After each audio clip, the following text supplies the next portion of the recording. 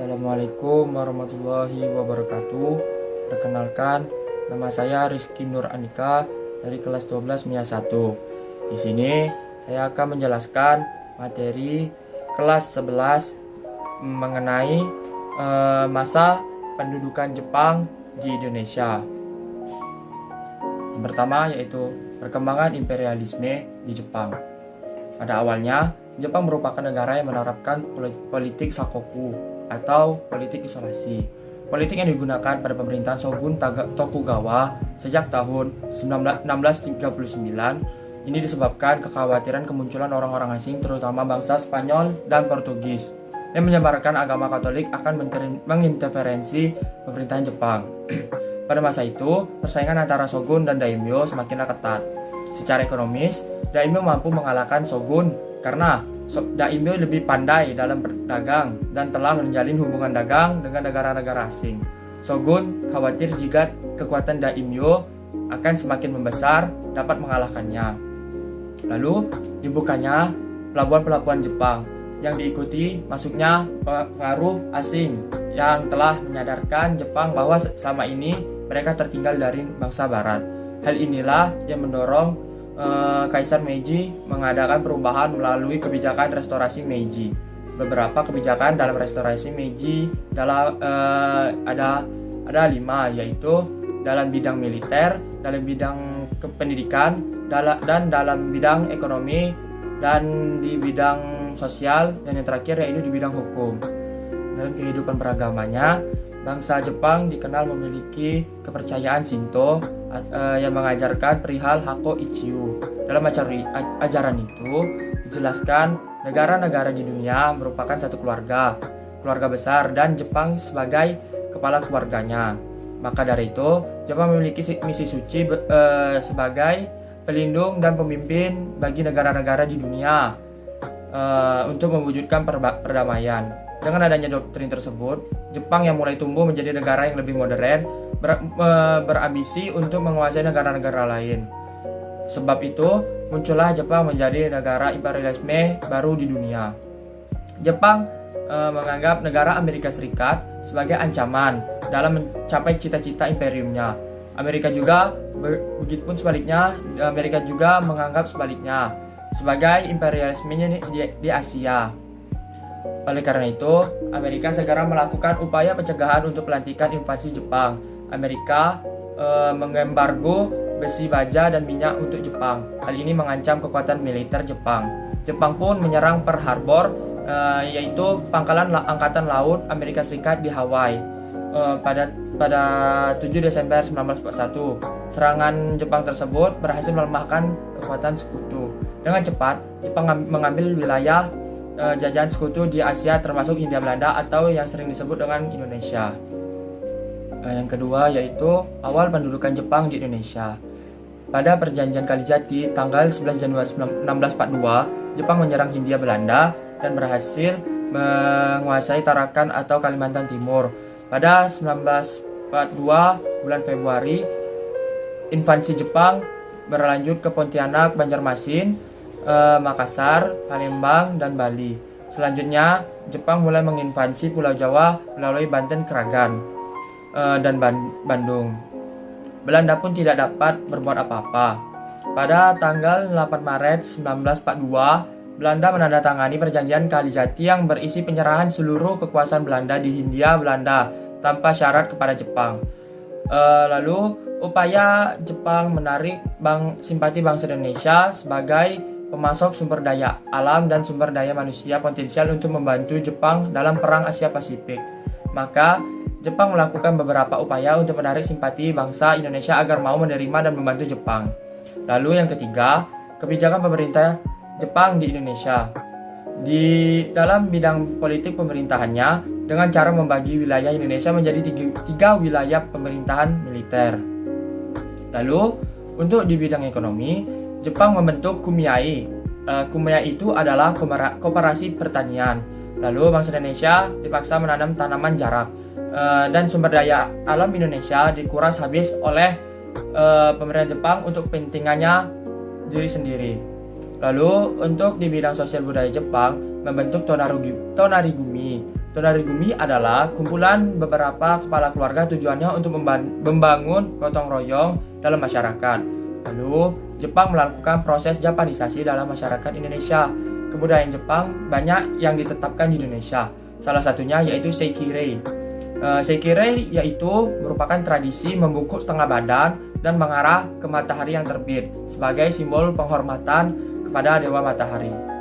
Dan di dalam bidang pertahanan militer, Jepang sangat ketat mengawasi aktivitas para tokoh pergerakan nasional. Para tokoh pergerakan nasional di Jepang ditugaskan menjadi polisi rahasia atau Kempetai. Kempetai dalam masyarakat Indonesia untuk mengawasi gerak-gerik bangsa Indonesia terkenal dengan kekejamannya. Siapapun yang dianggap mencurigakan akan segera dihukum. Jepang membentuk beberapa organisasi militer dan semi-militer. Adapun yaitu PETA atau Pembela Tanah Air, lalu Gyugun dan juga Seinedan, ada juga Keibodan atau baris pembantu polisi, lalu barisan pelopor, lalu juga ada Fujinkai atau barisan wanita, dan Gakukotai atau laskar pelajar. Ada juga Heiho atau barisan cadangan prajurit, dan yang terakhir ya ada juga namanya Hizbullah. Selanjutnya yaitu perlawanan terhadap pemerintah Jepang. Perlawanan terhadap pemerintah Jepang ada 3 macam, yaitu yang pertama adalah perlawanan kooperatif. Perlawanan kooperatif dilakukan oleh beberapa tokoh nasionalis yang sebelumnya bersikap non-kooperatif memilih mengubah strateginya perlawanan karena melihat pemerintah Jepang yang sangat tegas dan kejam dalam menindak kelompok pejuang kemerdekaan Indonesia. Apabila perjuangan tersebut dilakukan secara non-kooperatif, tentu akan banyak pejuang kemerdekaan yang gugur dan upaya mencapai kemerdekaan pun akan gagal. Ada beberapa tokoh yang berjuang secara kooperatif.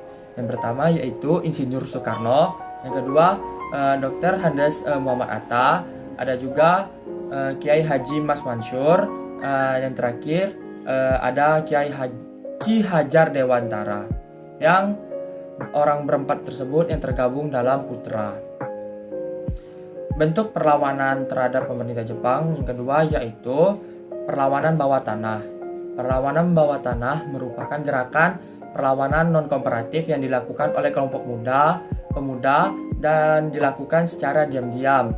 Itu dilakukan untuk menginginkan kemerdekaan tanpa kerjasama dengan Jepang. Adapun kelompok yang melakukan perlawanan gerakan bawah tanah ini ada kelompok Sukarni, ada kelompok Sultan Syahri, ada kelompok Ahmad Subarjo, dan juga ada kelompok pemuda Persatuan Mahasiswa. Yang terakhir, bentuk perlawanan terhadap pemerintah Jepang yaitu perlawanan persenjataan. Selain perjuangan kooperatif dan rahasia, ada juga perjuangan yang dilakukan langsung terhadap pemerintah Jepang. Perjuangan fisik ini banyak terjadi di daerah dan dipimpin oleh tokoh masyarakat setempat, yaitu bentuk perlawanan rakyat di Sukamanah, di Tasikmalaya, dan juga bentuk perlawanan rakyat Aceh di Chot Lieng, dan juga ada bentuk perlawanan rakyat di Indramayu, dan juga ada perlawanan di Blitar, yaitu perlawanan PETA. Lalu yang kelima yaitu berakhirnya masa pendudukan Jepang di Indonesia. Menjelang pada tahun 1948 akhir, Jepang mulai mengalami kekalahan dari sekutu. Wilayah jajahannya mulai dikuasai kembali oleh sekutu. Jepang pun berupaya agar tidak kehilangan wilayah jajahannya, termasuk Indonesia yang berpotensi dalam memberi bantuan sumber daya alam dan sumber daya manusianya.